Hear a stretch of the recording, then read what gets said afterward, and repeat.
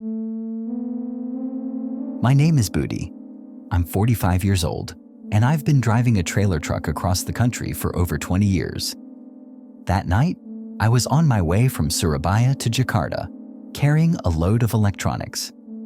Thick fog had enveloped the toll road in central Java, reducing visibility to only a few meters ahead. The sound of the wipers battling the dew sounded like a rapidly beating heart. Around 2 in the morning, as I passed through a notoriously haunted area, my truck's headlights suddenly dimmed, then completely died. The engine also stalled instantly, leaving me in pitch darkness and a chilling silence, accompanied only by the sound of dew dripping on the windshield. I tried to restart the engine, turning the ignition key multiple times, but to no avail. Panic began to creep in. I knew this area well. It was said to be a place of frequent apparitions. Suddenly, I heard a knock on the side cabin door. Knock, knock, knock. My heart pounded. Who could be out there in this fog and darkness? I tried to hold my breath, hoping it was just the sound of the wind or a branch caught on something. But the knocking continued, louder this time. With trembling hands, I peeked through the side mirror. There was nothing, just the thickening fog. The knocking stopped. A moment of relief washed over me until I heard another sound. This time, the sound came from the roof of the cabin. Cracky-key. It sounded like something heavy had fallen on the roof. I instinctively ducked, feeling a subtle vibration throughout the truck. Cold sweat drenched my back. I couldn't see anything outside, but I was certain someone, or something, was on top of my truck. I remembered old stories about apparitions clinging to the roofs of trucks. I tried to convince myself it was just my imagination, fueled by fatigue and the eerie atmosphere. I decided to stay still, not move, and wait until the fog thinned or another vehicle passed by. Hours went by. Strange sounds continued, faint whispers, footsteps on the cabin roof, and at times suppressed cries. I felt like I was being toyed with by something unseen. As dawn approached, the fog began to thin. Lights from other trucks started appearing in the distance. With my remaining courage, I tried starting the engine again. Miraculously, the engine roared to life and the headlights shone brightly again. I immediately accelerated, leaving that place as quickly as possible. Upon reaching the first rest area, I quickly got out to inspect the truck. There were no signs of damage on the roof. Everything seemed normal. However, when I opened the cabin door, I found something that sent shivers down my spine. On the passenger seat lay a dirty child's doll, missing one eye, with a creepy smile. The doll was clearly not mine, and I had never brought it into the cabin. I remembered reading stories about apparitions leaving such gifts. A few weeks later, while resting at a roadside coffee shop, I met a senior truck driver who was recounting a similar experience. He said that one night, his truck broke down in the same area. While waiting for help, he saw an old woman by the side of the road, waving her hand. He didn't stop because she looked like a ghost. Moments later, he saw her again, this time in the passenger seat of his truck, sitting silently. He was terrified and immediately fled his truck. When he returned the next day, no one was in his truck, but on the passenger seat lay a doll exactly like the one I found. It turned out the old woman wasn't an apparition, but a grandmother who had lost her grandchild in that area years ago, and the doll belonged to her grandchild. The grandmother just wanted to return the doll to whoever she met, hoping they could help her find her grandchild.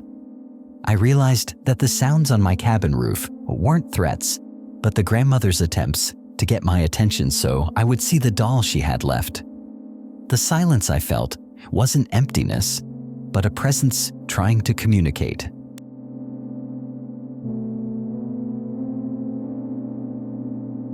I'm ARIFIN, 38 years old, a truck driver who often takes night routes to avoid traffic.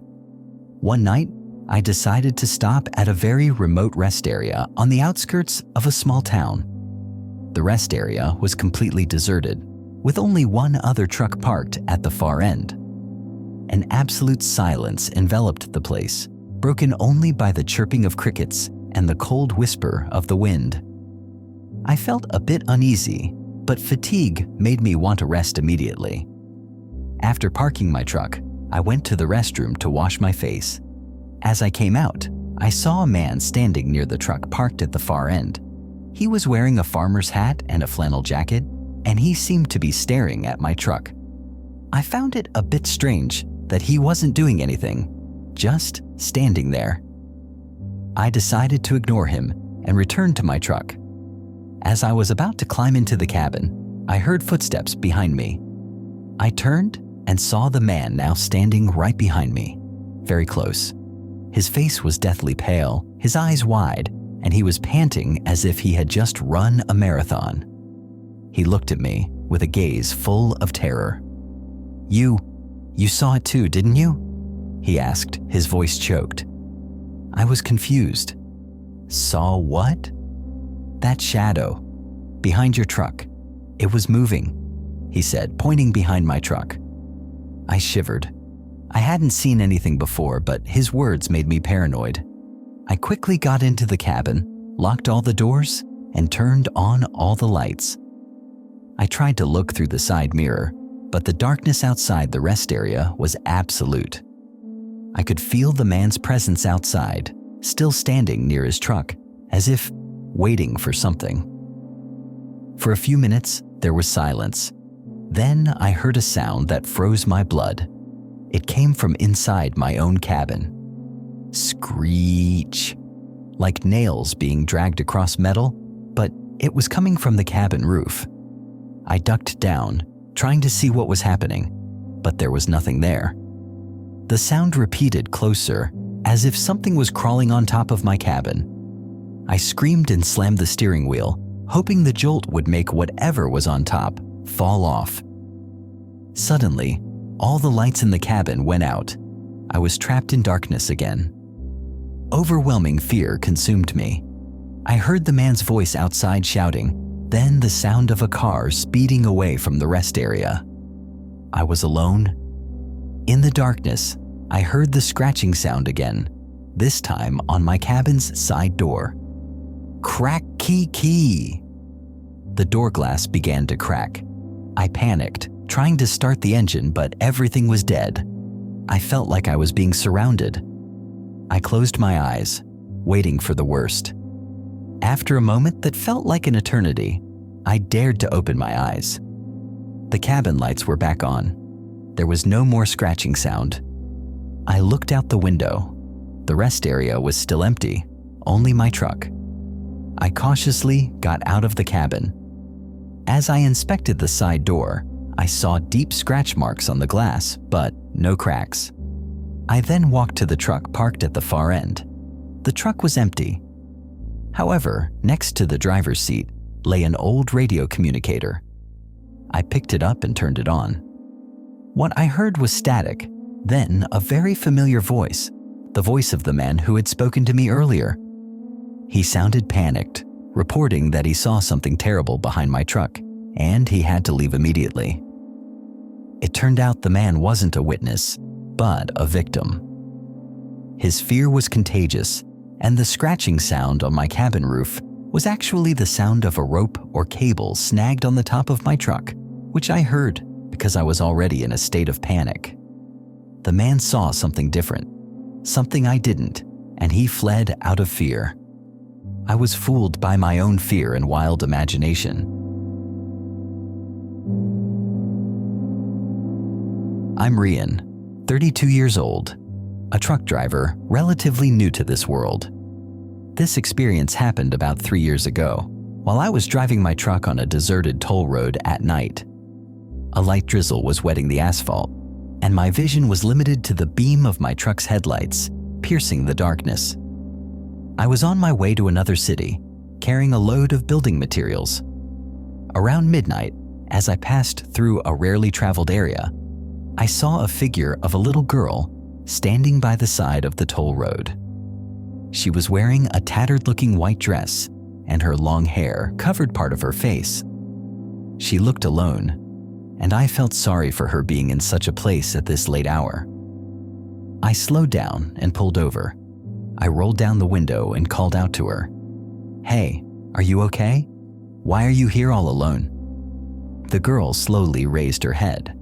Her face looked pale, and her eyes seemed vacant. She didn't answer, just stared at me with a cold gaze. I felt something was wrong. The aura around her felt very unpleasant. "Are you lost?" I asked again, trying to be friendly. "Are your parents nearby?" She remained silent, but then she slowly raised her hand and pointed towards the back of my truck. I felt a chill. I didn't know what she meant. I tried to look behind, but it was just dark and rainy. "What are you pointing at?" I asked, my voice starting to tremble. The girl then smiled, a very wide and unnatural smile that revealed her seemingly too numerous teeth. It was then that I realized something truly horrific. The white dress she was wearing wasn't a dress at all, but something covering her from head to toe, and it looked like fabric that was dripping water. And most terrifyingly, she had no legs. She was hovering a few inches above the ground. I screamed and immediately slammed on the gas pedal, leaving the girl there. I kept driving at high speed, not daring to look back. I was sure she was following me. I could feel her presence behind the truck, as if she was crawling on the cabin. I drove for hours until I saw the city lights in the distance. I felt a little relieved, thinking I had finally escaped the monstrous creature. I decided to stop at a busy gas station to calm myself down. As I was ordering coffee inside the gas station, a security guard approached me. He asked if I had seen a little girl who had gone missing from an orphanage near the toll road a few hours ago. I was surprised and immediately recounted what I had experienced. The guard listened carefully, then said, "We've searched the entire area for that girl. But strangely, we found no footprints near the toll road despite the heavy rain." He then continued, "We found an old doll wrapped in white cloth by the roadside, exactly where you said. The doll looked like it had just been left there." I fell silent. It turned out that what I saw wasn't a lost girl, but an old doll left by the roadside, blown by the wind and wet from the rain, giving the illusion of movement and presence like a human. My excessive fear made my brain create a horror story from an inanimate object. The girl I saw was my imagination, triggered by fatigue and the eerie atmosphere.